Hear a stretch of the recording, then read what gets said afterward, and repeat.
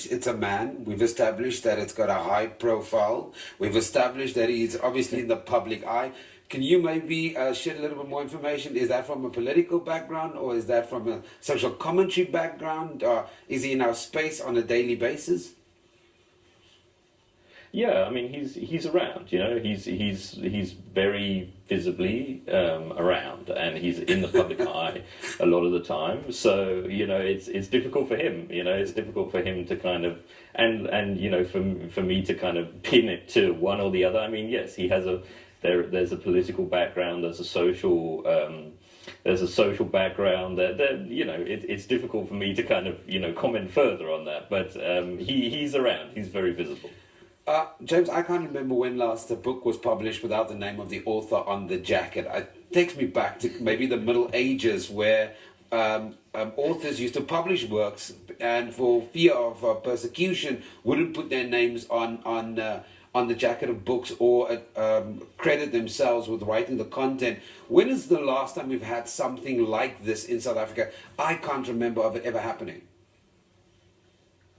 No, it's as far as I know, there's never been a South African example. Even you know, under the former dispensation, there was, you know, all authors came forward and they kind of declared themselves. You know, but in a modern South African context, certainly it's never happened.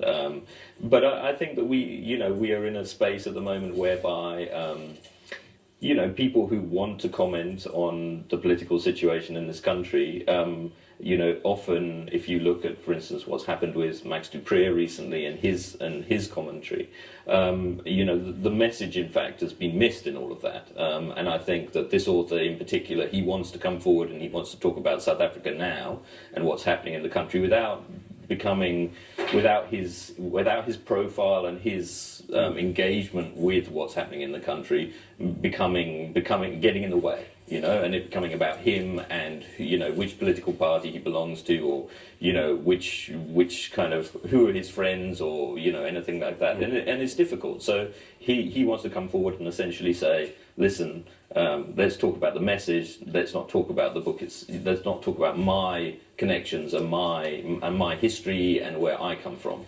And I think it's a really interesting idea. But certainly, I haven't seen anything like this. You know, actually taking the name completely off a book. I haven't seen it done. And obviously, it's quite difficult to kind of go to a shop and say, listen, take a book with no author.